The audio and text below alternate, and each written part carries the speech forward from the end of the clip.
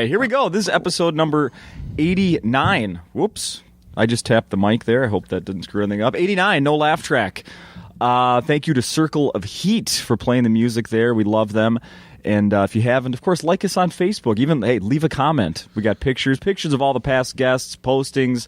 I'd like to keep it, like let's say, for example, Chris Porter, who was a guest on NoLaughTrack a couple weeks ago, he was on Arsenio. Well, the day after, I posted a clip of his appearance on Arsenio. So it's a good way to keep track of your favorite artists, your favorite comics on that have appeared on this podcast. So please do that. Follow us on Twitter. It's at NoLaughTrack. I'm at St. Paul Rock City. Let's cut all that crap. Time to get to it. Derek Hughes is here. Hi, Derek. Hey. I just snapped my fingers, and you're here because Poof. I'm a magician. Let me wave this smoke away. Mm-hmm. Can you remember what number episode? This is you're a two-timer now. I know. Congratulations. Thank you. Your T-shirt will be waiting outside for you. It's funny. Wasn't I like number 3 or 7 or 25? Oh, I felt more important. Yeah. Well, you probably think it was so early because it went so poorly on my behalf. So No. I don't know that it did, but I can only assume. It was really nice seeing the machinations of a podcast at work. Yeah. Most of the podcasts I go to, they've veiled the raw nature of the podcast. Yeah, I'm sure. Just like you've done today. Mm-hmm. So that was 25. That wasn't even last year. That was 2012, man. Right. It was like that's how long it's fall. been. Yeah. November. Thanksgiving time. November. I remember. I looked it up, and you were in because Jake Johansson was here that week? You did a day or two. That's right. Mm-hmm. That's right. Mm-hmm. I like doing weeks with Jake. Mm-hmm. Jake's amazing. I just did a fundraiser for his kids' elementary school. Did you? Seriously? Yes. Because we talked about that when he was here last. Oh, really? The fundraiser. Man, he packed that room. There's a venue in Santa Monica called, Magicopolis. Uh-huh. So, and no connection whatsoever. It was just a venue that he rented for the fundraiser because he lives in that area. Yeah. And but it's a venue, a comedy magician from the 80s, Steve Spill. Okay. He did young comedians like HBO spots and was a funny, kind of edgy magician. Okay. Great act. Anyways, he opened this thing in Santa Monica, the magic venue, right off the main promenade around the corner. And you did a fundraiser for a elementary school. Yeah. Yeah. Yeah. Great space. Totally raked. The audience is maybe 15 rows, but they're very high to low, and so there's no one very far away. It's almost like you're performing for the council for the Star Wars, when they of course. Yeah. There's a reference I can understand. Yeah. I'm embarrassed. My nerd self is embarrassed that I don't know the name of that. I'm thankful you didn't use something out of like real history. Yeah. What do you mean real? That is real history. I mean, it's the mythology I live by. Exactly. Because then I just have to go, yep, mm-hmm. Oh, yeah. I know what you're talking about. Oh, man, I just had to give in and let my 2.5-year-old play with some of my Star Wars Legos, man. The Legos. I got the Millennium Falcon, I got the X-Wing, and I got the TIE Fighter, and they're up high. Yeah. They're out of reach. Mm-hmm. But they get pointed at and questioned a lot, and now it's been breached. We've played with the grown-up Legos. So you had them, then you put them together, and then they've just been stored. Is that what you're saying? No, I play with them after bedtime, after they go to sleep. I get some Millennium Falcon time in. It's pretty great. How many have you lost? How many pieces have you? I've been vigilant so far, but I can see this is a losing battle. A piece pops off. I got to keep track of it because he's got a younger brother that is still in the Duplo zone. Duplo zone, yes. Where he's everything's got to be choke free. Choking hazard. Oh my God, those little helmets. Mm-hmm. That's a choking hazard. That's a choking hazard. And I don't know who you're mocking, but you sound exactly like me. I'm mocking my older daughter, who would say that in reference to my younger daughter. That's great. Like to warn me. That's great. That's a choking hazard. I know. Yeah, I know. We used to do this for you. Yeah. That's why you're alive. Yeah. It's a choking hazard. I got it. That's great. I got it. So yeah, it's strictly on Benjamin's nap time that we play with the good Legos. Yeah. The spaceship Legos. And have you taken him movies? You can take him to the Lego movie? Did you? Listen, I did, and I had to kind of roll with my 2.5-year-old that day because I took him to a movie theater. We got a snack. We got some, we've got popcorn. We got red vines. Nice. And we're approaching the, as a grown-up, you don't realize how intimidating the threshold of a movie theater can be. Okay. You got a hallway. People are kind of quiet. There's signs flashing. There's darkness. Darkness. The darkness. Sure. And he was not going to go through that doorway. Oh, no. Really? He's holding on to my leg. Oh, He's no. pulling me. No. Scary noises. I guess there was scary noises. So we spent a good half hour eating popcorn and red vines on a bench outside the movie theater, talking about movies and, were you pointing out the other kids his size? Like, he's going in. And it was an afternoon. So it was like an afternoon in L.A., off the 405. So it was like lone single dudes going in to the Lego movie. The random teenager playing hooky. Right. So it wasn't a festive environment. I think that's part of what made him a little intimidated too, was there was no representative of him. Oh, sure. That was part of this whole thing. It was just all these crazy posters, and he loves licorice. And you couldn't feel bad about it because, hey man, it's on his time. So you did make it in? We did not see the Lego movie that day. We you get a refund. I did. Yeah, good. I did. And what's so kind of dick about it is I was kind of douchey buying the ticket, like, hey, he's 2.5. You're going to charge us for 2. Oh, really? So I got my ticket for free with a little work, like kind of putting my foot down and being like, come on, for real. And then I had to ask for my refund for my one ticket that I scored. Oh, no. They were cool with it. They were totally cool with it. Well, thankfully you didn't go. I paid for 2. Yeah. So. Where's my other... What are we going to do next time? Is he going to go by himself? Yeah. You got to print me out 2 tickets. The manager's standing there. Are you telling me you didn't sell me 2 tickets, sir? Because we are clearly 2 people standing here. He didn't walk in there himself. Or he did not walk in there himself. Oh. I know. Did you see it? No, but my kids did with their mother, and they are telling me that I'm going to take them as well. Oh, great. Yeah. So he'll like it, It's Yeah. No, I also gave them permission to see that one. I tried to claim, and they're like, no. Mommy's going to see this one with us. You're going to take us to Muppets Most Wanted. And then there was the movie right in the middle, which is Peabody and Sherman. Of course. So then that was Switzerland. Like, which one of us is... that one's up for grabs? Are we just going to avoid Peabody and Sherman? Oh, right. And Are you going to take them? This is a divorce thing. Am I going to take them? Yes. This is in my mind. I'm like, why not go as a family? I'm like, oh, right. Yeah. No, we don't go to. We don't go to movies together anymore. That's the war terms. Yeah. So it's peacetime, but but we're still not going to movies together. The UN's still not meeting. Right. But yeah. So then I said, you know what?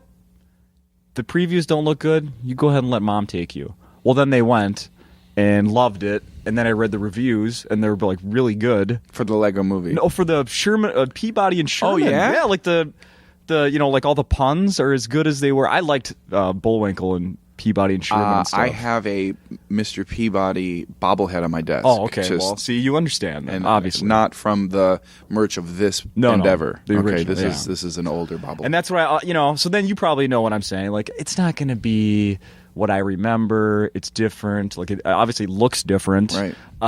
The voices are going to be different. Like, this isn't going to be what I remember. It's not going to be as good. Well, then the reviews of people, like our age, are going, oh, it's good. So now I think this weekend we're at least seeing one of those movies. They'll see it again? No, she's like, you're going to be that. Oh, she's like, and then Daddy, you can take us to Sherman, Peabody and Sherman this weekend, and then in 2 weeks, Most Wanted, and then Lego movie at some other day. So apparently, we're going to hit all of them. That's great. Yeah, I'm excited for you. Yeah, because I tried. It wasn't his first attempt at a movie. He loves. Did your kids latch on to a movie, like a DVD, that they needed to watch over and over and over again? Yes. And I remember there was one, like, not even like the Cinderella, the classic, like Cinderella 2 or Sure, something the weird. DVD, straight to DVD, but that was the one that she needed. For Edward, we lucked out with Edward. It was Lady and the Tramp. So it's a good one. It was a good one. I liked that one. Yeah, the animation's awesome. The story's good. Tramp's a dog in more ways than one. But we took him to that, El Capitan, the Disney flagship theater up there next to the Jimmy Kimmel soundstage on Hollywood. They do these, runs of old films. Classics? Yeah. Nice. So we took him, and he made it through about half. So he's been into a movie theater. Was that when the food ran out, or was it just time to go? Nah, I just don't think he'd sat in one spot, and paid attention for that length of time. As cool as the theater was. Next is a baseball game. Get into a baseball game this summer. He's doing T-ball. Oh, really? Yeah. Yeah? Yep. And very cool. We stopped on a walk the other day because there's a high school right next to our apartment, and one day we saw guys throwing balls back and forth really fast in baseball outfits. I don't know why I'm talking like Mr. Rogers. And then Outfits? The next day we saw those same guys finishing up a practice, and we were pointing out who the coach is, and they were doing baseball, which is just like T-ball. And yeah. That's a good bug to get. Oh, it's the man. baseball bug. That's good. Yeah, cool, right? That's very good. Yeah. Yeah. And it's better than those contact sports. Oh, my God. We're watching Friday Night Lights, my wife and I. Have you watched this show? Mm-hmm. So, I mean, spoiler alert, but episode 1, dude's paralyzed. Yeah. And now all we can do is project our kids into that lifeless husk of a hopeful, Excuse me.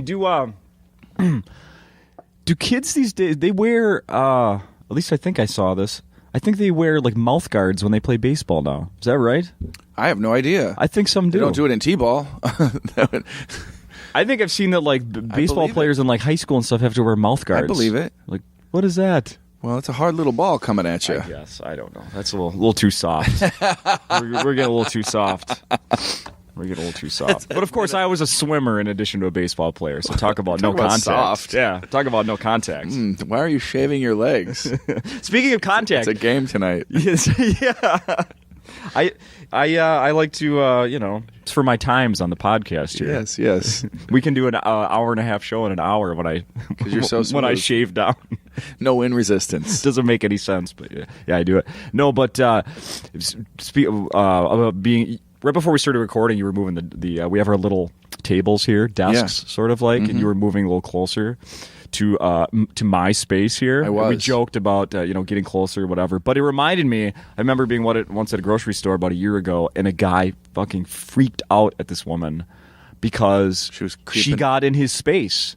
Like he was at the little stand, and he was actually writing out a check. So whatever, you're the douchebag for writing out a check still in 2013. Sure.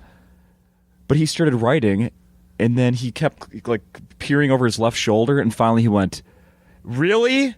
Really this close?" And she went, it was so uncomfortable. Wow. Like, how do you... Wow. Does that make it better? Okay, so now she steps back, and now everybody's uncomfortable, and you're like going to leave in a minute anyway? Well, I wonder, was she following the whole time he was at the store? Did she happen to have the same shopping list? And he's like, this bitch keeps creeping. He's reaching over for some apples, and she's reaching over for... He breaks down during drafting his check. He's checking the pineapple, puts one in his cart. She takes it out, puts it in her cart. What is going on? What are we making for dinner tonight? I don't know my fucking space. You know where space becomes a huge issue? Traveling for me. I really have to be conscious of maintaining a positive attitude in airports now, because I went through a window of time, I want to say maybe it was like a 6-month period where, and I was traveling a lot, and I was just a dick. I got into my head where that was an okay space to cut people off and be rude, because I'm the, quote marks, professional traveler here at 6 a.m, and I don't have time to deal with you not knowing how the self-check-in kiosk works, and and justifying rudeness without even really realizing I was doing it until I realized I was doing it. But there's people you're in that jet bridge waiting to get on the plane, and I've had a guy keeps kicking I got my rollerboard behind me, rolling, and it keeps bumping because the guy behind me keeps inching kicking forward, my bag, and I've shoved back, passive aggressive, right? Right, Minnesota all the way. I'm sure used to go to concerts like at First Avenue here. Yeah, where it's standing room only. Mm-hmm. I mean, who didn't do that at a concert? Like, were you getting bunched, get a little too crowded? Hey, man. I didn't mean to elbow you in the side because you're in my space. Because you're dancing like a freak up on me, stink. Yes. Take a shower before the concert if it's standing room. Guy, thanks for being here. Well, keep in mind, though, that before the smoking ban, you couldn't smell anything at First Avenue. Oh, that's true. That's true. You could even see the ceiling. There was so much smoke, and then that on top of the cobwebs and the dust. E-cigarettes were just banned in L.A. Have they been banned here? Not completely. I just want to tell our listeners, too, that Justin just took a big hit off his ballpoint pen. That's right, I did. It made me think. I needed to do that to think about an e-cigarette. No, they have each restaurant, probably how it started in L.A., restaurants kind of had their own rules. Okay. Or whatever. But now they're just banned completely in every public I think so. place, right? I think it's bars and restaurants. But who's saying it's safe? Who's saying it's not? There's something in that smoke, It's vapor, I get that. Okay. But I'm dubious. As a magician, I think I'm just dubious at what anyone calls truth. Because I am a professional liar, and I know night after night how easily people will be fooled. Oh, I get it now. I know what it is. As someone that does magic, as a magician, you want to have possession of smoke. Yes. Yeah, I get it. And I don't want anyone else having the... You don't want to share smoke, fake or real. Well, you know what? There's a classic routine in magic where you produce a cigarette from nowhere. Like an invisible cigarette. You mime rolling a cigarette, you mime lighting it, and then real smoke starts coming out of your mouth. And, this is a real mystery until the invention of the e-cigarettes, Yeah. It's funny how technology does a number on certain magic tricks. I man. bet. Torn and restore newspaper, that's not going to be around too much longer. Are you doing that one? I You're still love doing that one, trick. right? I've seen you do that one. It's a great trick. Yeah. It's the best. The first time I saw a really great version of that effect, and it's kind of a classic. There's multiple variations on how to get it done, and how different ways, presentations on how it looks, and I feel like I've tapped into a really good version. But I saw Doug Henning. You remember Doug Henning, of course. Hippie magician? Oh yeah, on the Orpheum stage downtown Minneapolis. I was 12 years old. That frickin' newspaper melted back together at his fingertips. Man, yeah, I gotta do that. Yeah. But now, newspapers are... You'll be going to not thrift stores, but like some antique shops. Antique shops and used bookstores to get newspaper. Yeah. The Kennedy assassination, torn and restore newspaper. It's a very expensive effect. All we have left is the one from D-Day. Yeah, landing on the moon. Memories. Yeah, the cigarette one was, cigarette magic. I learned a lot of cigarette magic. I love magic tricks with cigarettes, and then cigarettes became the touch of, social taboo. Sure.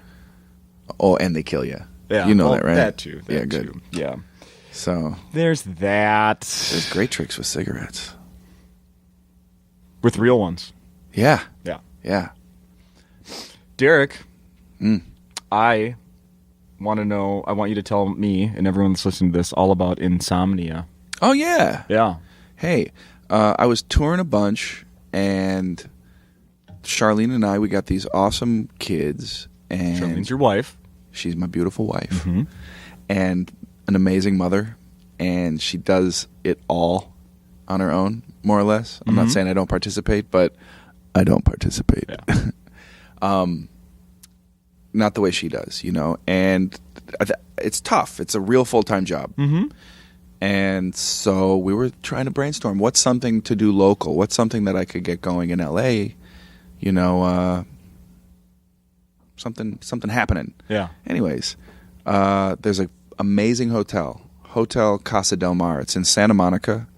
One of my intros to the place is it's where Swardson puts his family when they come visit. It's like super nice hotel. Okay. And we met up with his folks before heading up to the Zohan premiere a few years ago. In this hotel, I was like, it's right on the beach. It's this beautiful brick structure, very elegant. And I'm like, this place is awesome. They wanted to do a magic show. So throughout the fall, we set it up. We started talking about what it would look like, what the venue would look like. We did a press preview in December. It's in a small room at the Hotel Casa del Mar, the Crimson Room. The show Sounds seats. classy. It is classy. Crimson Room. We have a wine reception for a half an hour before the show. Ooh. It's great. There's it's like a little private suite and with multiple rooms, and people come, they check in, you get a drink, you hang, you socialize, meet other people coming to the show, and then these sliding doors open, and we've set up the room to seat about 50 people, and it's an hour of very intimate magic. And by intimate magic, I don't mean late night Cinemax. I mean, You keep your clothes on. I keep my clothes on more so than I do sometimes on this stage. Yeah. And it's been going great. We're a handful of shows in. It's every other Sunday, and we've just extended through the summer. So it's Awesome. happening through August right now. Yeah.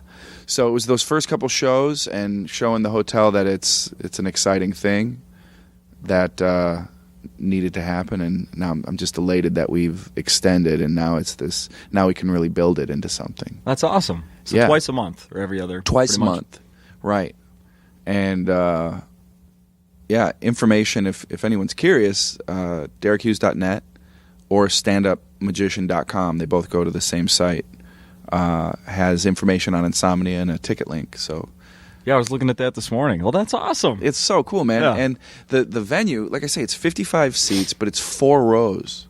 2 of them on the floor, and then 2 of them on risers. So I mean, imagine that it's a long, skinny room, very shallow. So no seat is more than 10 feet away from the action. Do you join them in the wine mixer at the beginning?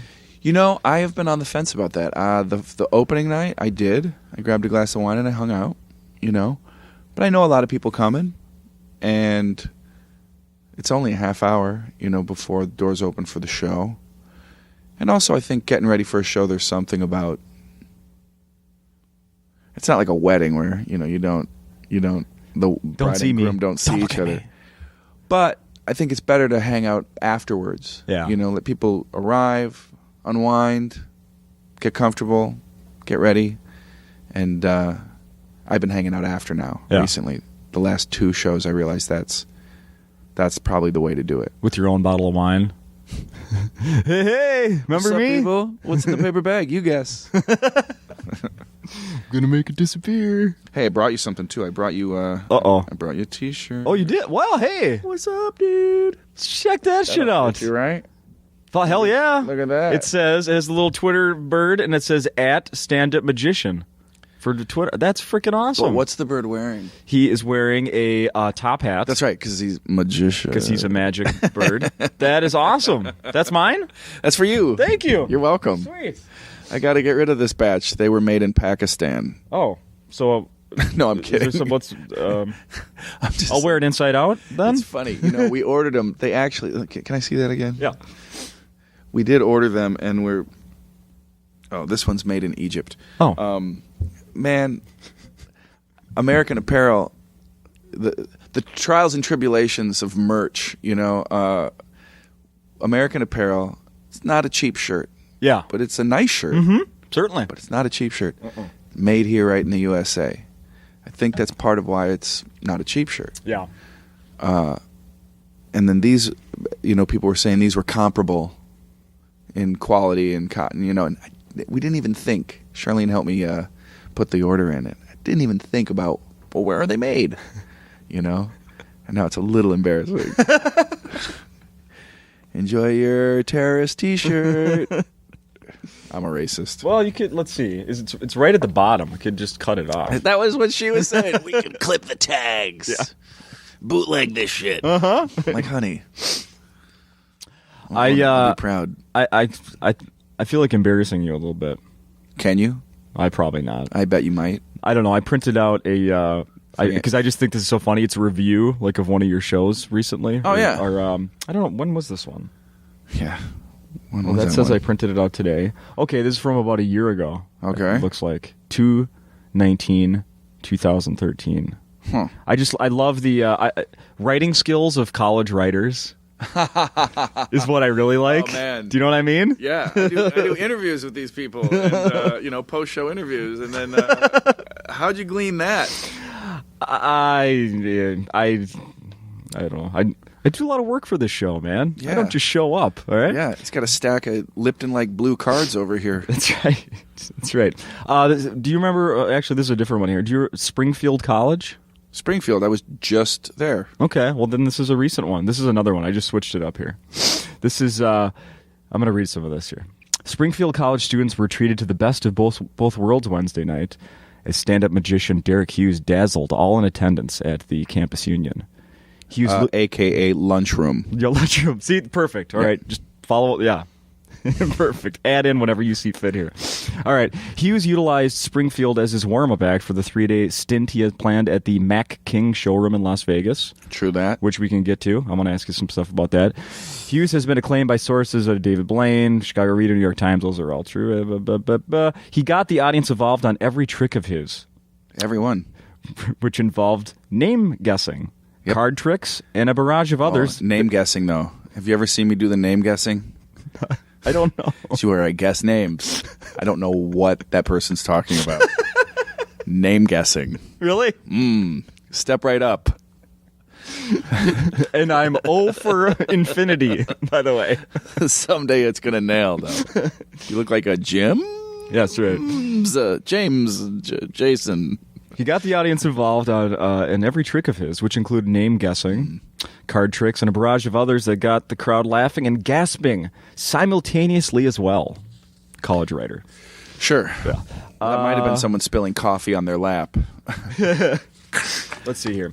As music played in the background, you play some music in the background? I do. I have some awesome sound cues. Some dramatic, sure. Yeah. Yeah. He stunned the audience with his tricks, but provided a brief armistice every couple of minutes to tend to the stand-up aspect. I tended to it. It was like a labor. Mm-hmm. Yeah, tending to the comedy aspect. It's like, oh, glad that magic was fantastic. Now, pardon me for a moment while I tend to some jokes. Hold on, I got one over here in a pot. Excuse me. Getting over cold here, as you can see. His most notable trick, however, came at the very end. It started off as what appeared to be just another card trick until he called up a skeptic, as he put it. Mm-hmm. A skeptic, in his eyes, was someone who walked in late and somewhat scowled every time Hughes performed a trick. Hughes eliminated any shadow of a doubt from the skeptical student as he had him choose a card in his mind. Oh, this is a classic one. In his mind. Yes. Is it in your mind right now? Do you have it in your mind? Upon shuffling the deck, Hughes realized that the card was not in the deck, rather in an envelope at a table in the perimeter of the union. Mm-hmm. Yeah. Lo and behold, the card that the student chose, the 8 of diamonds, was in the envelope, sending the students of Springfield back home amazed. You know what's fantastic about that kind of journalistic memory is that's a miracle. Why? What that person just described. Guy thought of a card. Yeah. Thought of it. Yeah. It vanished. And it's in an envelope at the perimeter of the venue. Yeah. Thank you. I will not correct you at all as to what you truly experienced that night. Live on, memory of miracles. Live on. That's so good. That's so great. Is there anything else here? You also say, Derek, it was not the trip was not an easy one, but it was a price that you're willing to pay to play. That's right. Why did they say that? Because, here's the guy, the way he couched the interview, we talked after the show. He asked if he could ask some questions after the show, and I said, for sure. And this is my third time at Springfield. I play the school. I know the venue, and it's a lunchroom, man. It's the center of the student union against a wall of glass, which is nothing like a reflective surface behind the magician to help in eliciting those gaps. I said nothing to see there. Yeah. My eyes are over here. My eyes are over here, people. So his question was, what's a day in the life of you? You know? Mm-hmm. So I just started back at going to the airport at midnight in L.A. and sleeping upright and making a connection and, what's funny, I see. Yes, he said that you were able to squeeze a nap in. I talked about how I had to take a nap. Well, right? that I can understand. Right? Yeah. That now we're talking about something I get here. Napping. Yeah. Pillows, sure. Uh-huh. Familiar. Yeah. And so that's how that information about sleeping and stuff. I was in the interview. I also mentioned I like meditating. I'm really into meditating. I really enjoy it, and I find it very helpful for energy and focus when I'm on the road. Because it's a tight schedule and showtime is important. I mentioned that to him. I kind of gave it some weight. In our talk. No mention. Nothing. At all. Nothing. About the weird. The magician said something kind of weird. That didn't fit in with his description of your... I don't think I'm going to mention the meditating. Your miracle tricks. What is meditating? Is he a terrorist?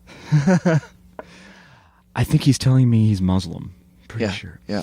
Well, then this was another one. But we covered that. And he eats well. hummus. I just bought some at the store last night. Delicious. What's Parlor Magician of the Year? I saw you tweet you were nominated for Parlor Magician of the Year. Magic Castle is a club in L.A. It's the home of the Academy of Magical Arts. Right? This is 1963. These two brothers founded. They got the lease on this beautiful Victorian mansion that's literally a block away from Mann's Chinese Theater, where all the famous handprints and feet prints in the cement are. Right? And they started a club for magicians in the 60s, and it has become home base for magicians all over the world. And one of the reasons L.A.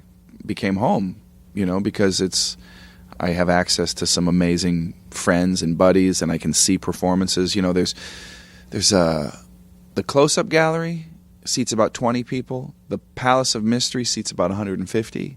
The Parlor seats about 60.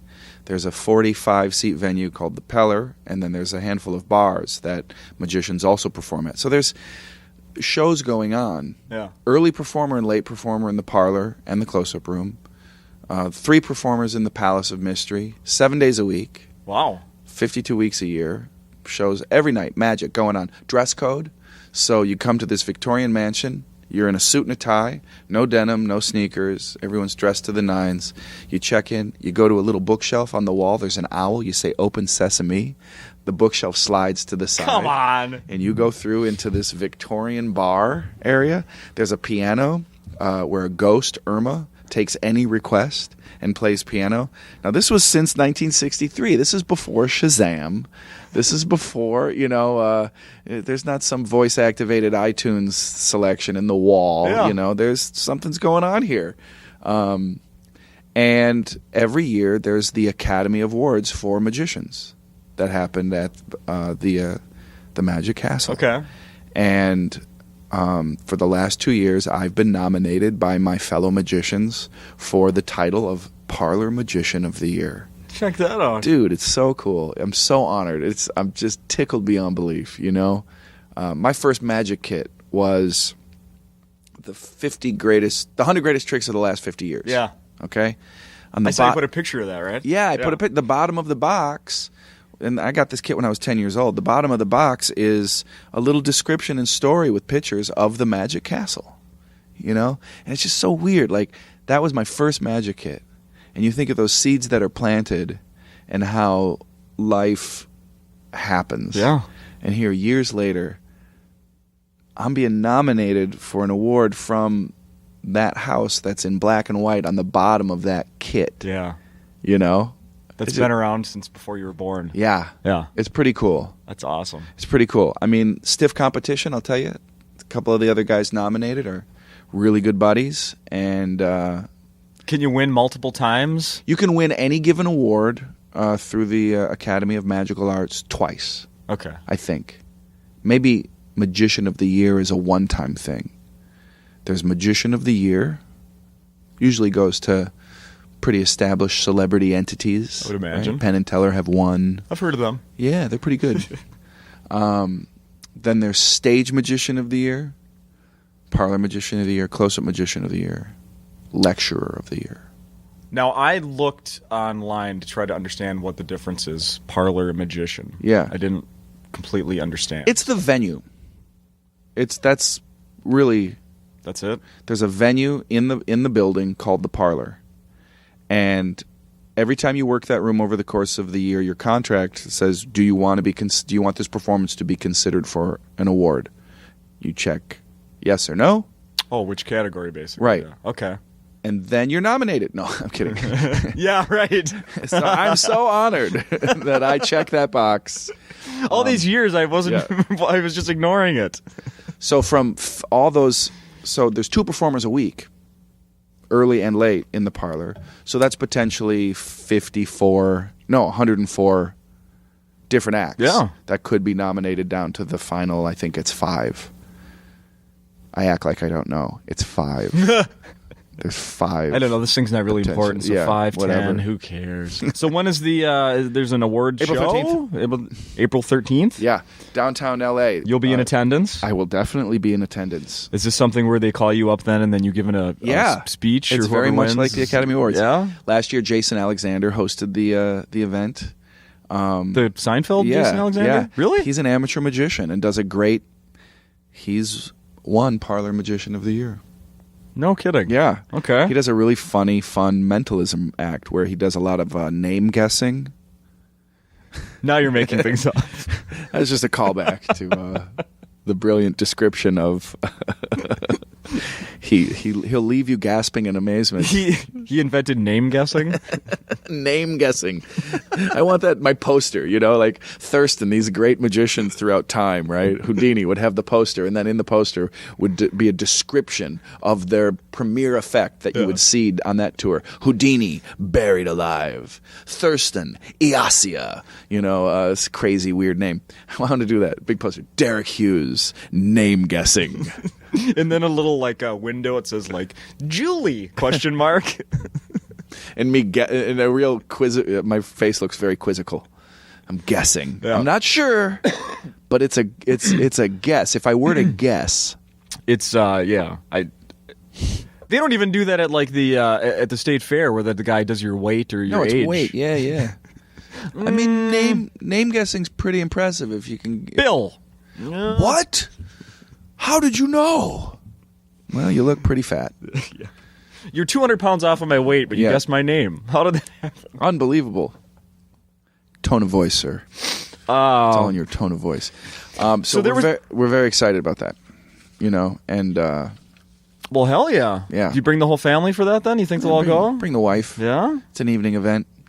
Neil Patrick Harris hosted the previous year. Okay. He's the president of the Academy of Magical Arts. You know what? Yeah. Also That sounds familiar. very accomplished magician. You've met him and stuff? Yeah. A bunch of times? Yeah. Yeah. Good guy? I got him in my phone. I texted him pictures when the babies were born. Really? Sure. Doogie Howser. He's a new father, too. That's right. He and his... Yeah. did he get married? I don't know if they're... I know he and his, partner then. They have one or two kids, right? Yeah. Yeah. They bought a couple. Fucking Doogie Howser. You know Doogie. I know. We don't do that. I can't say Doogie. It's very taboo. No, it's not taboo, actually. I don't think he has an issue with that. Okay. Barney. That's his name on Isn't that funny, too? How I Met Your Mother. That his character is such a dog, such a player. Mm-hmm. And, he's He's got not a domestic that guy. partner and Yeah. adopted kids He's like on can do Broadway. Man, when I became a giant fan of his was that sequence in the first Harold and Kumar when he rolls by out of the sunroof, hanging out the sunroof. Oh yeah, with the girlies, just making cold eye contact. That was really like his first, like, hey, he's back. Yeah. I mean, besides a small role in like that Starship Troopers movie. Remember that? Yeah, I do. Of course you do. You're his friend. Come on. Yeah. You guys probably sit around and watch it together. We watch his whole catalog. He's a great magician. Yeah. I've seen that. At least I've heard that. Maybe you told me that. Probably. Probably. Do you have other magician friends? No. I meant right. No. I know some people that can make money disappear. Hi-yo! Hey! You could use that one. Thanks. Hey. I'm going to make a note. Hey. I'm typing it in. There's a... do you know that guy David Steinberg, the comedian David Steinberg? Yeah. He does a show on Showtime. He's interviewing comics and whatnot. We had him on the KQ Morning Show a couple weeks ago, and it doesn't happen very often, but every now and then they actually send us questions, like suggested questions for your guest. Nice. To kind of lead them in, I think, where they want to. Anyway, so I'm stealing this one. I was surprised that they gave us such a generic question. They suggested this generic question to ask David Steinberg, and now I'm going to ask you. Who's your favorite comic? Wow. Yeah, I know, right? Wow. Yeah. You don't even need to name one. Who's caught your attention recently? Recently? Yeah. Recently. Mm-hmm. I mean, you say who's my favorite comic, and immediately my mind starts we'll to go all scroll. time. Well, I can't help but mash up magic and comedy. Harry Anderson comes right to my brain. He did those short spots on SNL on the year that Lauren wasn't the producer. Oh, that's Do you remember right. that? Yeah. And they had a window of time where Variety came back, and they were doing variety acts. Like the very first season, they would do little comedy bits with non-cast members. Andy Kaufman did Mighty Mouse, right?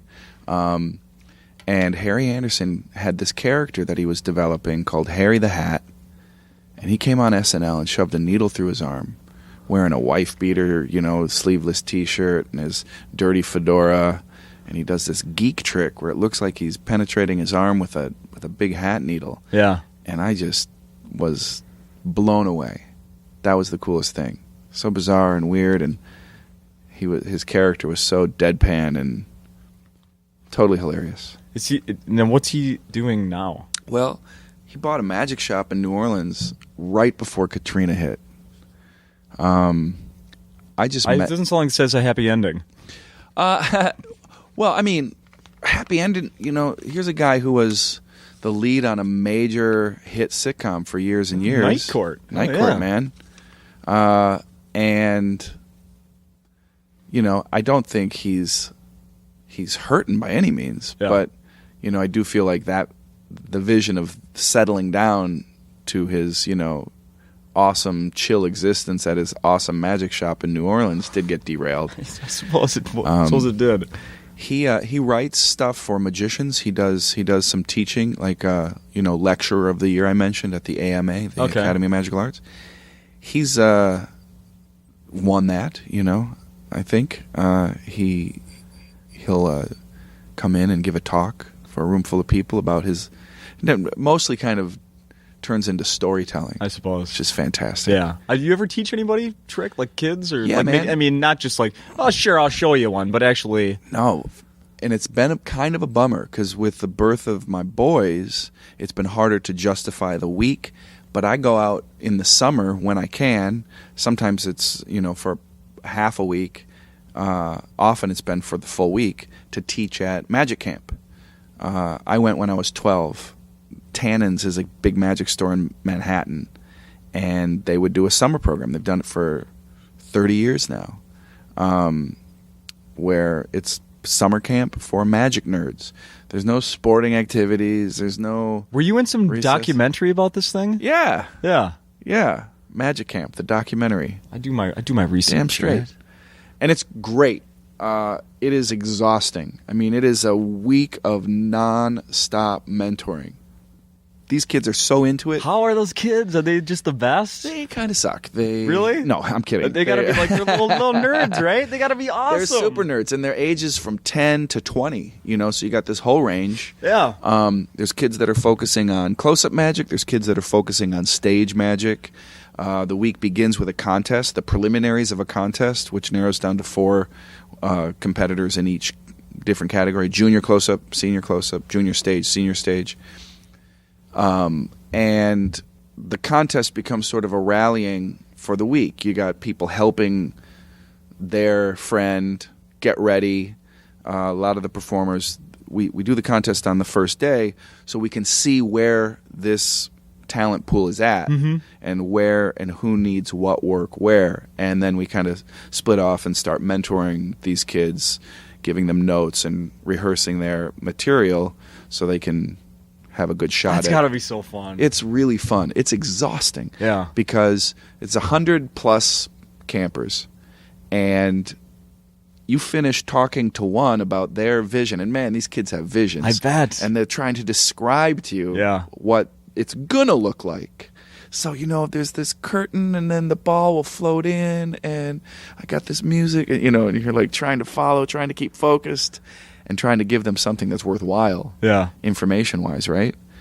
And as soon as you're like, all right, good luck with that, go rehearse now, you turn around and, there's a kid standing right there, like, hey, I was thinking of doing this thing, and, So what's the documentary? It's just an example, like a week of that? A few years ago, a documentary film crew came in, and they had some success with other documentaries on the festival circuit, and they shot a week of the camp, and they were just going to do a sizzle reel. They were just going to shoot a little bit and then try to put something together, get funding. But the first stuff they shot right off the bat was like so compelling and interesting. There's a featured camper who has Tourette's. Okay. This teenage kid who's dealing with Tourette's, and it's just this beautiful story about how magic is something that he has that's his Tourette's can't take from him. Yeah. And it can be a bridge to communicating to people, and that's cool. Really quite sweet. Yeah. So they stuck around all that week and shot. I'm very small, moments in it. I was helping one of the competitors, this kid Reed. This is a great story. He had come in the year before, and was overweight and super shy. And there's a type of magic, Justin, called thimble magic, where you got thimbles on your fingers, and the thimbles are appearing and disappearing. I have never been into thimble magic. It's never really made sense that a magician would have thimbles. Now there's amazing visual stuff that you can do, but nonetheless, you got thimbles on your fingers. Playing cards, I get. Coins, money, cigarettes, cool, right? Thimbles. You bent over too fast. Your suit doesn't fit anymore. You pop a button. Yeah. Why? I have one right here. Thimble. Yeah. Ta-da. But this kid, he competes in the close-up. He gets up on stage, and he really shy, and he hits play on his little iPod. He's got his own little speaker there, and his shirt, it's got stains on it, and deep breath, and he starts, to the music on the iPod, he starts making these thimbles appear and disappear, and he's got really no stage presence. But the sleight of hand he's doing is very advanced and complicated and interesting, in spite of the fact that it's thimbles. And he squeaks into the finals just based on his technical prowess. If anybody had been even slightly more skill and the slightest ability to talk to a room full of people, he would have been out. Yeah. For sure. Yeah. Okay. Cut to 2 nights later, I'm walking down the hall, during a free time period between lectures and classes, and this kid, Reed is his name, comes up to me, same dirty T-shirt, but he's been around campers now for 2 days, and he's seen magic, and he's gotten positive feedback from what he's doing. Sure. And he gets up in my face, and he starts beatboxing while he's making these thimbles appear and disappear from his finger, right? And crosses his arms all tough, you know? And we laugh, and I say, that needs to be your contest act.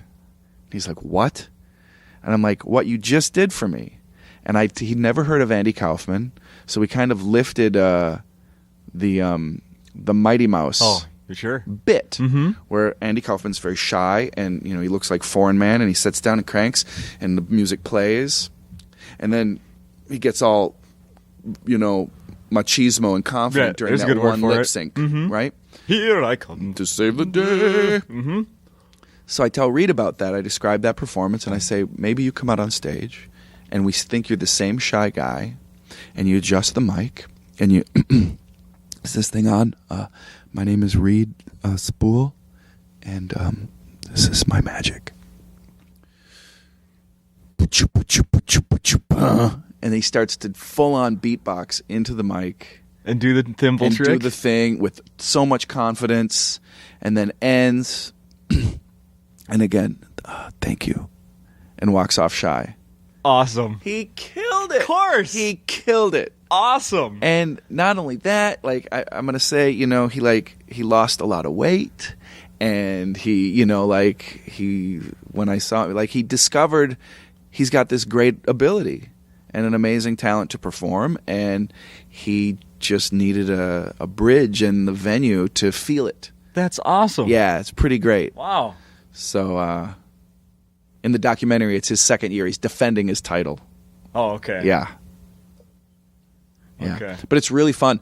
When I went, it was in Long Island, Central Islip, tough area. One of the first years I went up and taught, this is when I was I was like 19, 20, 21, I went and taught for a handful of years. And then there was a window of time I didn't. Okay. And then I started recently going back the last few years. But there was like a stabbing at the 7-Eleven down the road from the place, like puddle of blood on the ground, like nice. Coming from Minnesota, like, whoa, shit. Let's go back to Magic Camp. And in Long Island, it was at this like a technical college that during the rest of the year, it was a culinary school. But before that, it had been a mental institution. So it had remnants like fencing in the stairwells and like just weird vibe. Yeah. Well, Magic Camp has since moved the last 5-6 years. It's been at Bryn Mawr in Philadelphia. Bryn Mawr is during the year an all-girls school, women's college. It's gorgeous. I bet. It's Hogwarts. Yeah. It's literally, it's Hogwarts. It's droopy trees, and at night there's fireflies and bats and frogs. I'm not joking. And the architecture looks like a Gothic. That's what the little pitch on the movie is, right? The little Hogwarts or something like that? Yeah. I think is what I saw. Yeah. Yeah. I mean, a big part of what makes that movie work is the setting. It's really, we lucked out. Yeah. This amazing venue. That's really cool. Yeah. What I don't think this came up last time we talked on this podcast, but I posted a picture of it on Facebook this morning of you from As If. What was that? That was because awesome. You look fucking preppy and or not preppy, like a not like you. You're definitely me. playing a character. Oh, Let's big just say time. that. Big time. So I put a picture of that on Facebook this morning. You're hilarious. Yeah. What was As If? I'm sorry, I don't know. No. None of us ever did. It was a hit show in England. Yeah. And it was over there. It was called The Office, right? Yes, you've heard of it. It was the LEG show. It was called As If. They're very creative over here in how to improve something. One actress stayed from the original cast and came over, and they cast the rest of the cast as Americans. And it was a show. It was our lead-in was Buffy the Vampire Slayer, which was the network's #1 show at the time. So it was the WB or CW or UPN. what was it back then? It was UPN. Oh, UPN. United Paramount Network. UPN. Yeah. Yes. And this was a remake of a hit show and there was a lot of excitement in the network for this show. And they cast, I was #1 on the call sheet, which is kind of a big deal. Like, I didn't realize how big of a deal it was at the time. But just, really, what am I saying? It was a goofy teen comedy drama. Yeah. It was non-linear. Every episode covered the course and actions of about 4 days. Every scene was shot with 2 cameras, one of them handheld, shooting all over the place. So it was very frenetically edited, okay? And it was non-linear in its time sequence. So it would bounce forward and back in time over the course of that 4 days. Oh, wow. Yeah. I saw what I thought was a demo of the show when I was auditioning for it, which was, just fast-paced all over the place. Bam, bam, bam, action. Whoa, okay, so there's a lot. This show's got a lot going on. We got cast. Production sat us down, the entire cast, to watch 2 full episodes of the British As If so we could get... Right. And that's what I had seen. And you thought, it's just not finished. I thought it was a teaser reel. Oh, no. And it was the pace of the show. Oh, no. It was this...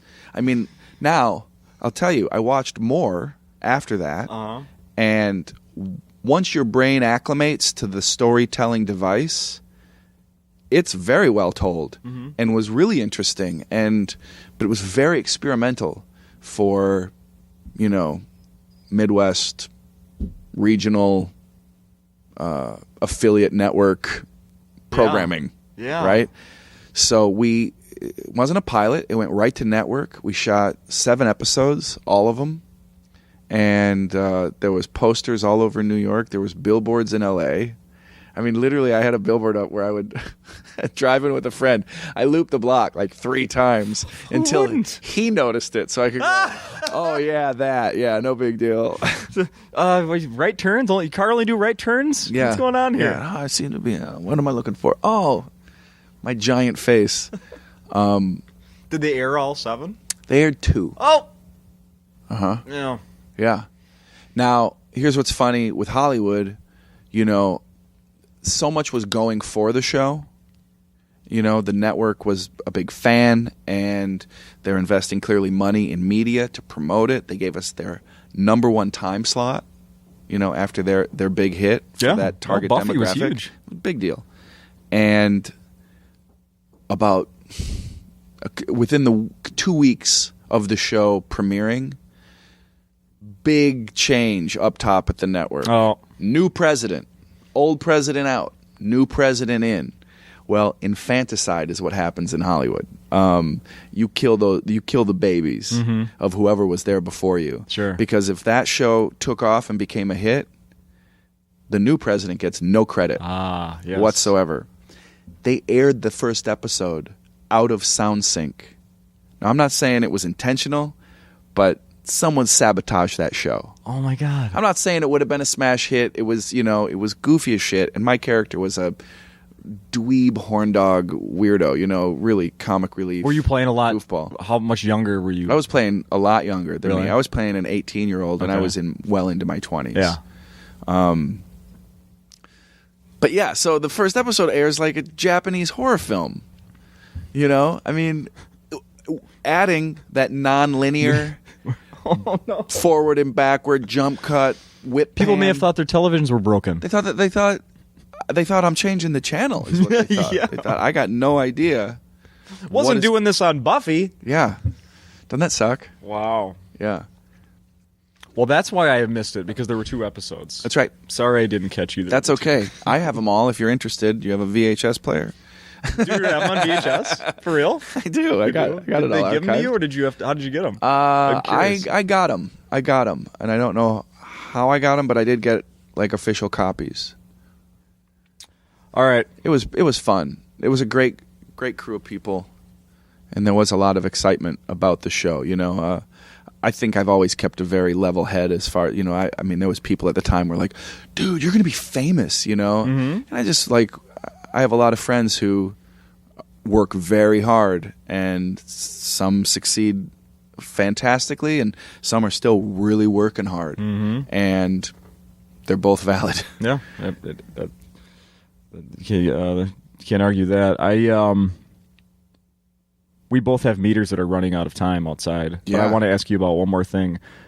This is another thing. I don't know if my research team just didn't catch these things last time we did the podcast, but they're really good now. I've upgraded my hires. Nice. It's all you, isn't it? Yeah, it's all me. Yeah. It was That's what fine. I It is thought. now. You just switched to Bing. I like Bing. Audie and the Wolf? Audie and the Wolf. What? Did I just watched the teaser trailer thing? What is that? I'll give you a copy of what that is. What is that? It is a $50,000 blockbuster. What is that? It's 80 minutes of reverse werewolf madness. And it was probably the most fun I've ever had working on a gig. And I mean that. Really? I was the lead in the feature film, and it was super low budget and beyond stupid. The premise is I play John Doe. I am a wolf that becomes a man during the cycle of the full moon. Backwards, wolf becomes a man. That's right. Right. See? How great is that? Yeah. The full moon goes away and he's back into a wolf. But when I emerge into a man, I have amnesia and a deep hunger for meat. I need blood. But I fall in love. It's a love story. And there's zombies.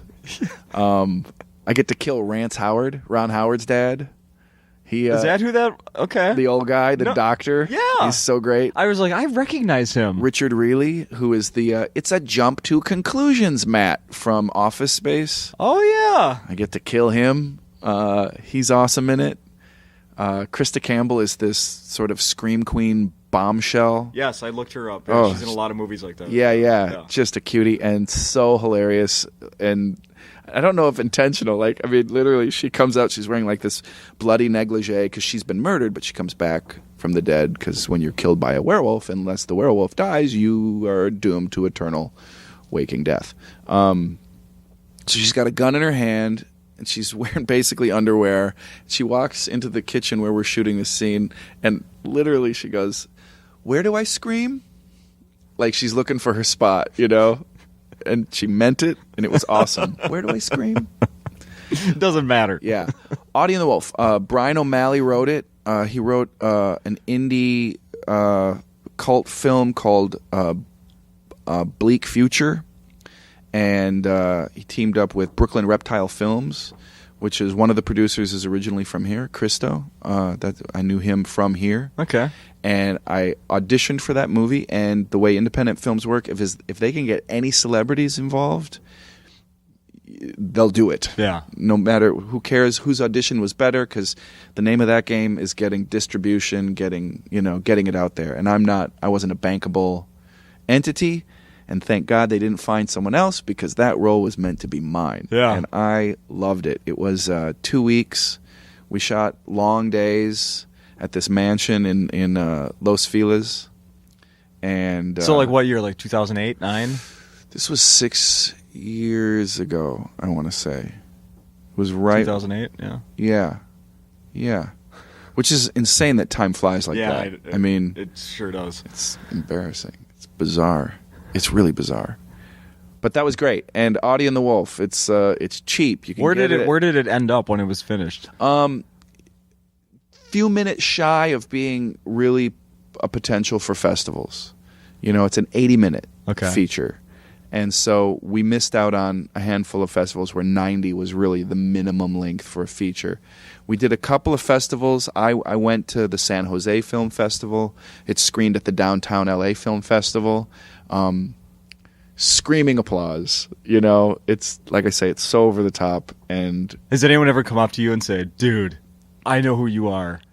Yes, there has been people who have fans of Audie and the Wolf who've "Oh my God, you're the werewolf." Really? Yeah. That's awesome. Which is awesome because it did not get, I think I own more copies than anyone, and anybody can own a copy. I don't know when the last time the website for that movie was updated, but currently it's listed at 60% off the original retail price. That's right. Yeah. So it's a bargain right now. Mm-hmm. It is a bargain. I imagine. And so fun, man. I'm so glad you brought that up. Good.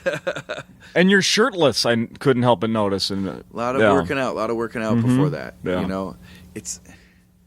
Here's the budget. I had an abscess tooth at that time. I lost a front tooth, right? So I had a fake tooth that would kind of pop in for a while while the bone graft was healing. This is too much information. So I'm pre-op for an implant. Okay, how LA is that? And I go to get my fangs made at the makeup studio for the movie, and I got to take this thing out. They got to make the fake teeth fit over this giant gap in my tooth, and we have the idea. We change the script. So now at the end of the movie, when I'm chasing her down, I'm all hulked out, I'm freaking out animal style. And during the chase, she elbows my face and knocks my tooth out. Okay? And it goes skittering across. Okay? I've got werewolf teeth. Yeah. Okay? She knocks. When her love prevails and I am calmed down and turned back into the benevolent John Doe, and we're embracing, big smile on my face, and I'm missing that tooth. Oh, God. Yes. High budget, baby. Make use of what you got. You didn't then wink into the camera, did you? Bling. No, but the empty space kind of twinkled. Of course it did. Like a gold tooth. Of course it did. Jeez, excuse me. All right. Is there anything else that we haven't mentioned you got going on that should give some attention to? You said your Twitter, excited Facebook, to be here. Yeah, the shit going on. The awesome show you have back home. Yep, in Insomnia. At Stand Up Magician. That's I had another Twitter handle for a while, and then kind of had this thought: Stand Up Magician.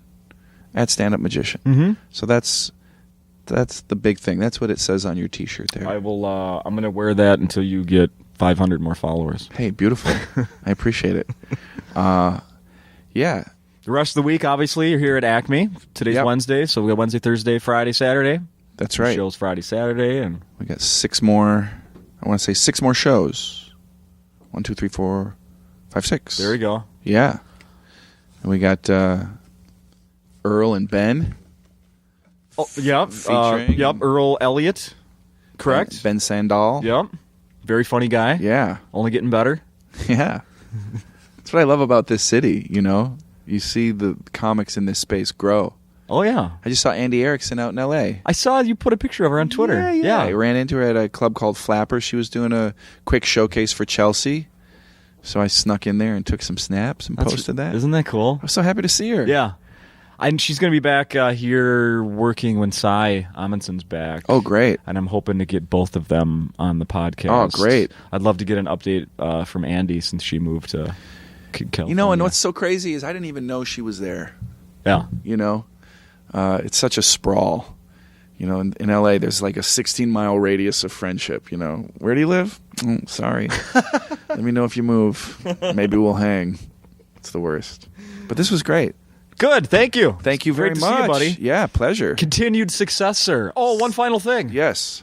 Last time you were on, your second child was in utero. Yeah. Do you have any other announcements to make or anything at this time? We're not making any new babies right now. Benjamin's a healthy 10 months, demanding to use his cutlery. He wants to eat it himself, apparently, whatever it is. He wants a shot at it. And Benjamin's doing T-ball. I mean, Edward's doing T-ball. Wow. That happens a lot, doesn't it? When you have 2. Yeah. Benjamin, Edward. You know who you are. Yeah, get over here. You know which one of you plays T-ball. Derek, thank you. Thanks, Justin.